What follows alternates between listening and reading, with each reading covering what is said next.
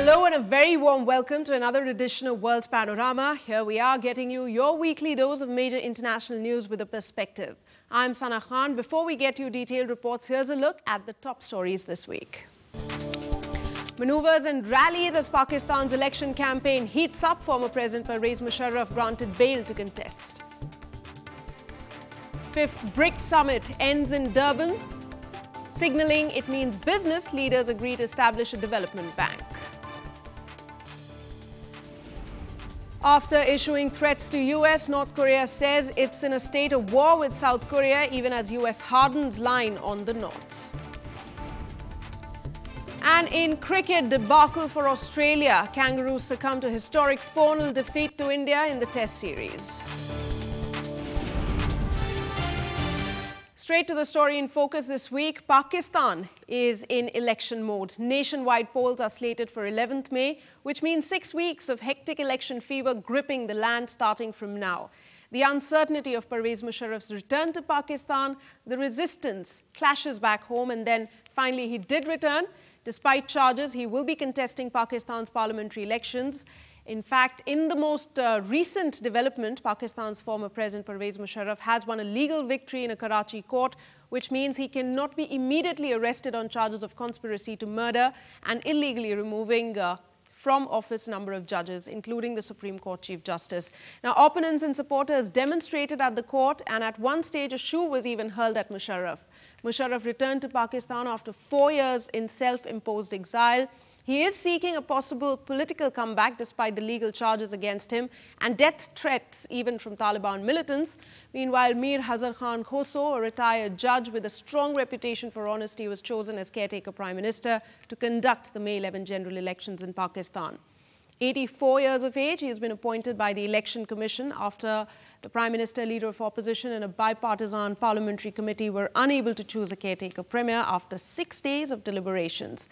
Over the next few minutes, we will talk more about Pakistan's elections, which seems much of a roller coaster ride, really. And joining me on the show this week is Mr. Vinod Sharma of the Hindustan Times. Thank you, sir, so much for joining me on the show. Before we get to talking, here's a look at this report. Threat he threat, हमने तो जिंदगी गुजार the threat में, तो अब भी threat चल रहे हैं.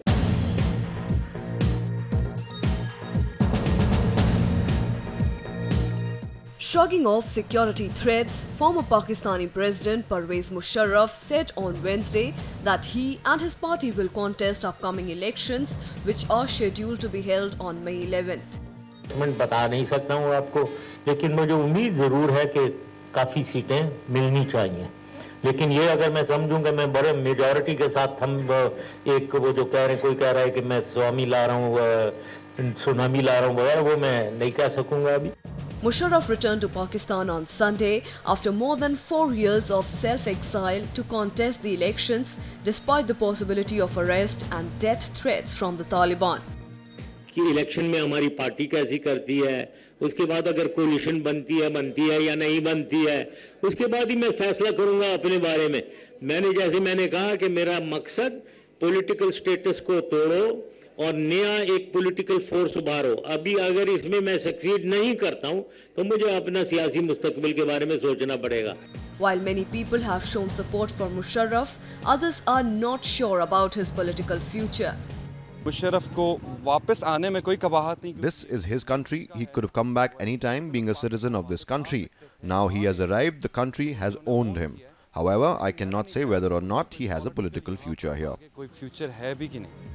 Meanwhile, campaigning is on in full swing as the May 11th election approaches. Cricketer turned politician Imran Khan said that his party will hold more mass rallies across the country after the success of an event in Lahore. Let me tell my opponents that we have prepared a very dangerous party that they will never be able to compete with. You saw what happened on March 23rd? It was not rain, but the downpour. I could hardly speak in the downpour, but all the people, all the public just stood there. This is a mania, and this mania, this passion cannot be countered by money or self-interest or other candidates. The May 11th election is the first transition between the democratically elected government in a country that has experienced 3 military coups, and Khan, who has been in the political wilderness for more than 16 years, is shaping up to the biggest wild card. All right, interesting, but also at the same time a tough one for Pakistan. These coming 6 weeks are going to be. Mr. Sharma, if we start by asking you about Pervez Musharraf, recent incident of a shoe being hurled at him, but at the same time a victory of sorts in the courts. What do you see as the ground sentiment for or against Musharraf in Pakistan? No, it's not a victory in the courts. It's a reprieve he's got. That he's got bail. The bail got extended yesterday. And there this ugly incident happened where a shoe was hurled at a former chief of the army who's also been president. I think in my very personal view, I've met this man many times. I know him to some extent. He should have walked into the sunset, you know, rather than returning to the country. I see, I have a sense of deja vu when I look at Musharraf. You know, Farooq Ahmad Khan Lagari, who was a regular politician, contested elections after having been president of his country. And in fact, his things came to a pass where people wouldn't even recognize him or get up or salute him when he would enter the assembly. But then Musharraf perhaps wanted to make a point. He didn't want to appear as a general on the run. The first statement he made upon arrival in Karachi was that, where are the people who said that I would never return? So to that limited extent, he has made a personal point. It was perhaps a matter of honor for him that he wanted to come back home. But whether or not he'd be in the National Assembly will depend largely not on his popularity, but the tacit support that he may get from the Muttahida Qawmi movement. All right, so he might not get the kind of support that he was expecting that he came back, and you believe that perhaps he would have, it was a bad idea really for Musharraf to come back. Talking about President Zardari and his son, now the equation over there also seems to be a bit disturbed. What impact do you think that will have on the people? You see, whatever news I get from Pakistan on trouble within the Zardari family or Bilawal Bhutto family, or Bhutto family, whatever you want to call it, I take it with a pinch of salt. Because this family has been at the receiving end of the intelligence organizations for a long, long time. Now, these kind of tiffs happen between sons and fathers. And if he has had a problem with his dad and he's gone to Dubai, what's the big deal? And also, I think that there was a high security threat perception for Bilawal Bhutto. But the timing is also being questioned. Do you think he is going to come back just in time? No, just in time for what? He's not. He's going to come of age in September, when he'll be 25 and qualified to contest elections. But of course, he could be a campaigner. But there is this talk I hear from my friends in Pakistan that he may not campaign in these elections, and the PPP might go as a party. Now, you know, one may talk about the prospects of PPP and you know, Imran Khan and Mia Saab, you know, that's a different game. But the PPP, I'm sure, is not going to be decimated anytime soon in any election because it's one party with a pan-Pakistan presence. And I remember Benazir would often say that there are just two institutions in Pakistan, the Pakistan Army and the Pakistan People's Party, because it has somehow kept Pakistan together in some ways politically, and this party is not going to disappear anytime soon. Of course, it may lose elections, but there too there is a question mark, because the constituencies of Tehreek-e-Insaf of Imran and Mia Saab's Pakistan Muslim League Nawaz, they overlap, you know, and if they cut into each other's votes or they divide the anti-incumbency against the PPP, which is very strong, which is tangible, then the PPP stands to gain. But this is on paper. One will have to see what happens on the ground. Absolutely. In fact, talking of Imran Khan, now he has been very active as far as campaigning is concerned, and he seems very, very confident this time around. He's come out with statements like promise of a new Pakistan. Now, we do know that he hasn't made any, you know, sort of solid dent in the near past. Can he do something this time around, perhaps? You see, long years ago, I used to sort of, I still remember long years ago, perhaps it was 97, he contested about 6 or 7 seats, he lost all. But Imran Khan has come a long way since those days. He is today held as an icon by a whole lot of young voters in Pakistan. He talks about bringing transparency. But is he a force to reckon with now? Indeed, he is a force to reckon with. Whether he has the infrastructure to translate goodwill into votes is the big question. And that is where I think today Nawaz Sharif has an edge over other rivals. He has a strong, well-oiled party machinery. His rallies are well attended. And from the Indian standpoint, in my very subjective view, he's the best bet for India as Prime Minister, having contested and defeated, in the power game, 4 successive army chiefs. Right. And he's convinced that army should have no role in day-to-day politics in Pakistan. And on this issue, all political parties today are united, that they don't want any army intervention. So at this point in time, a country that's grappling with the weak economy, insurgent Taliban, a lot of other challenges that it faces, and also India needs to see a stable Pakistan. A lot really depends on the days ahead and what happens in Pakistan elections.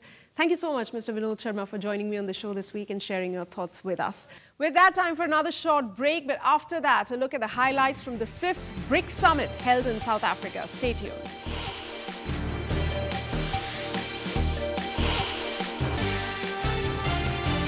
You're watching World Panorama. In a sign that the world's 5 most influential non-Western countries have moved away from political rhetoric and a loose arrangement of meeting once a year, the BRICS countries at their 5th summit, which ended on Wednesday in Durban, decided to set up an infrastructure-oriented development bank.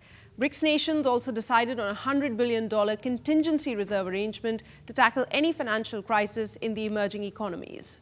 Decided to enter formal negotiations to establish a BRICS-led new development bank based on our own considerable infrastructure needs.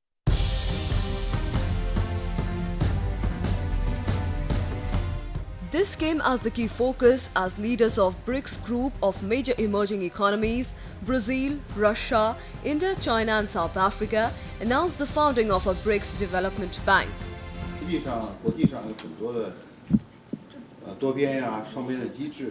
Actually, there are many multiple and bilateral mechanisms and institutions functioning worldwide and under the framework of the United Nations as well, which are playing important roles in international affairs. And the BRICS-led Development Bank will act as a supplement. Officials had said BRICS states aim to inject an initial $50 billion into a new infrastructure bank, but there was a disagreement over whether each should contribute $10 billion or if contributions should vary by the size of the economies. The BRICS Development Bank initiative has opened the door to new possibilities of cooperation. Today, we are completing the first cycle of BRICS Summit. It is my belief that over the last 5 summits, our forum has become more cohesive and more relevant.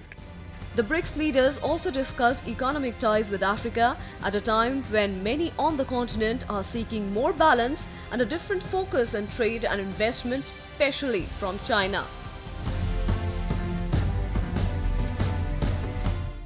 Reclusive North Korea cut the last channel of communication with the South because war could break out at any moment, it said on Wednesday, days after warning the United States and South Korea of a nuclear attack.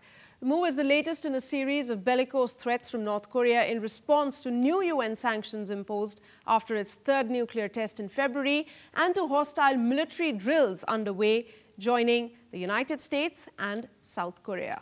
소해지구 북남관리구역 군통신연락소 우리 측 성원들의 활동도 중지하게 됨을 통고하는 바이다.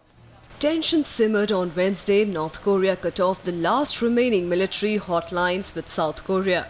Cutting the hotline was the latest in a series of threats and actions that have raised tensions on the Korean peninsula since the North's long-range rocket launch in December and its nuclear test last month. We will work on humanitarian aid step by step. If the Park Geun-hye government's principles on North Korea are put into action, I expect it will bring out some changes of North Korea's attitude. Despite the shrill rhetoric, few believe North Korea will risk starting a full-out war. In Tokyo, Japanese Chief Cabinet Secretary called on North Korea to tone down its rhetoric and provocation. We are getting used to this sort of thing from North Korea. We've heard this kind of provocative language from them any number of times in the past. However, that doesn't change the fact that we regard it as extremely regrettable. And we strongly call on North Korea to cease from any sort of provocative act. North Korea's foreign ministry said on Tuesday that it will inform the United Nations Security Council that conditions for an imminent nuclear war have been created on the peninsula. Also this week, the North had repeated threats to target US military bases, which drew immediate condemnation from the US. North Korea's bellicose rhetoric and the threats that they engage in follow a pattern designed to raise tensions and intimidate others. And as we say consistently, the DPRK will achieve nothing by these threats or provocations, which will only further isolate North Korea and undermine international efforts to ensure peace and stability in Northeast Asia. Pyongyang's aggressive rhetoric appears to mark a further attempt to boost the military credentials of Kim Jong-un, who took power in December 2011 after the death of his father. He has cemented the role of the military and the North's nuclear weapons and missile ambitions with the nuclear test and 2 long-range rocket launches. And to the outrage of Syria's embattled government, the opposition coalition leader formally took its vacant seat at an Arab League summit meeting on Tuesday and immediately requested broader recognition, including from the United Nations, as part of an effort to further ostracize President Bashar al-Assad. The summit agreed that member states have the right to give military backing to Syrian rebels. In a parallel development, the UN announced details of an investigation into the alleged use of chemical weapons in Syria.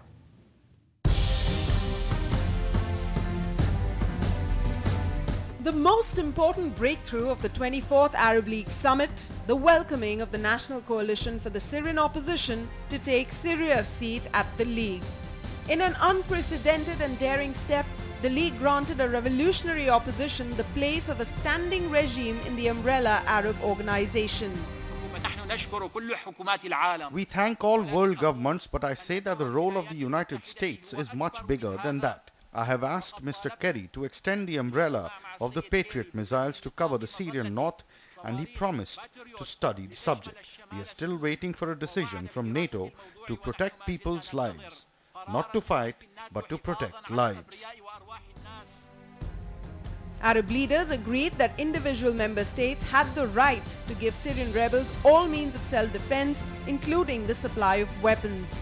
A draft document was agreed upon at the meeting, which noted that a political solution was the priority in ending the Syrian crisis, now entering its 3rd year. We stress on the importance of the political efforts to reach a political solution as priority for the Syrian conflict, with the right of each country to provide all means of self-protection, including the military to support the Syrian people and the Free Syrian Army. While it has diplomatic significance, the summit's draft language on arming the rebels may not have immediate practical implications for Arab policymakers.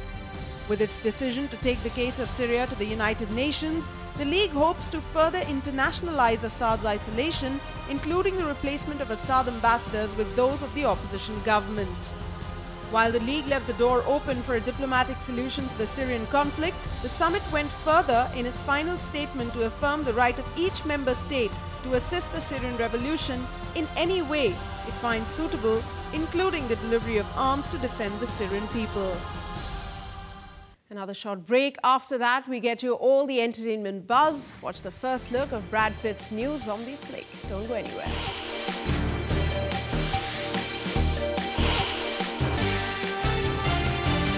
Thanks for staying with us. Time now to take a look at some of the other international news in a quick wrap. Here's Globe Watch.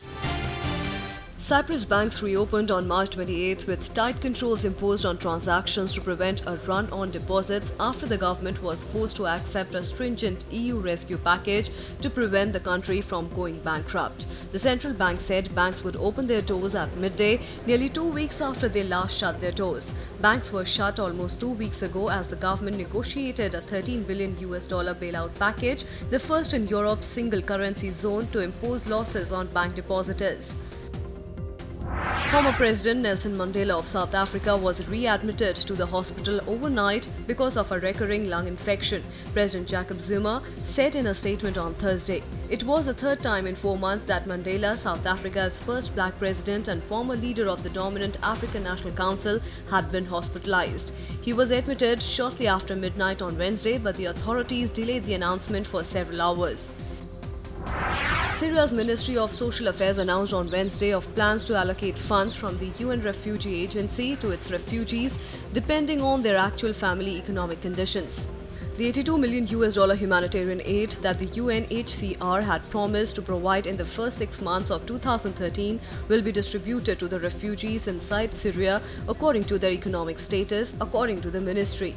Syria has been torn by violence since the uprising against President Bashar al-Assad began in March 2011.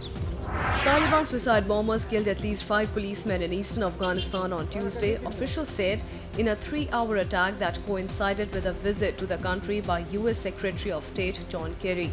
The pre-dawn attack on a police compound in Jalalabad, eastern Afghanistan's largest city, came as the country braces for the beginning of the spring fighting season in the 11th year of the war. Kerry was in Kabul to discuss transfer of security to the Afghan forces as most US-led NATO combat troops prepare to leave by the end of the next year. Shifting gears, let's now get you all the sports updates that you've missed from through the week. Have a look at sports action.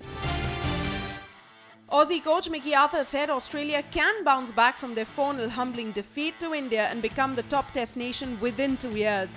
Australia slumped to their first 4-test whitewash in 43 years and were outplayed in every facet of the game in a major reality check before back-to-back Ashes series this year. Arthur drew a storm of criticism in Australia for standing down 4 players for the third test for indiscipline, but said the punishments were necessary.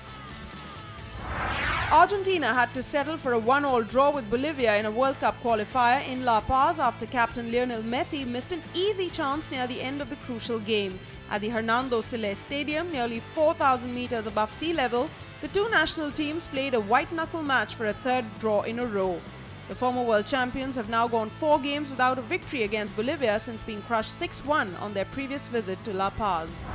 Tiger Woods won the weather-hit Arnold Palmer Invitational at Bay Hill for an 8th time to reclaim the world #1 ranking for the first time since 2010.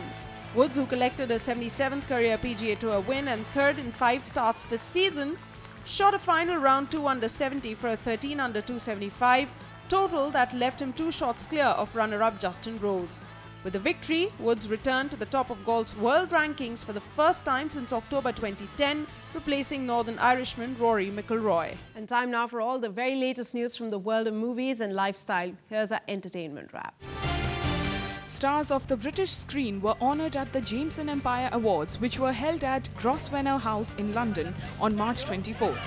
UK box office hit Skyfall was the big winner of the evening, with the film's director Sam Mendes picking up Best Film, Best Director and the Empire Inspiration Award. Mendes recently turned down the chance to direct the next Bond movie after reviving the franchise, with Skyfall becoming one of the highest-grossing films of all time. Released this week in the trailer for World War Z, Brad Pitt is shown battling against a zombie apocalypse. In the film, Pitt plays Jerry Lane, a United Nations employee who travels the world to fight against a zombie outbreak which is threatening the survival of humanity. World War Z is based upon the novel of the same name by Max Brooks, and the film is due for global release in June 2013. Joined by British Foreign Secretary William Hague, Hollywood actress and Special Envoy for the UN, High Commissioner Angelina Jolie spent time at a rescue camp for women in Congo, Africa, highlighting the use of rape in war. At the Zolo camp for internally displaced persons set up by the International Rescue Committee, Jolie and Hogg were shown dignity kits handed out to women to help prevent sexual violence by reducing their need to leave the camp, including stoves. Harry Potter actress Emma Watson has been inducted in Madame Tussauds Wax Museum in London. The 22-year-old actress's wax figure has been most requested in the recent past. The wax figure of Watson is seen wearing a black Al-Assad dress and sitting on a couch with her legs crossed. The wax figurine took 4 months to make, and the Al-Assad dress was chosen keeping in mind Watson's age and image. That's a wrap of this edition of World Panorama. I'll be back next week, same time, with more world news. Till then, you can join us on Facebook and Twitter for the latest updates from us. This week, we wrap up with Easter celebrations. Enjoy visuals from Jerusalem and Buenos Aires. Goodbye and thanks for watching.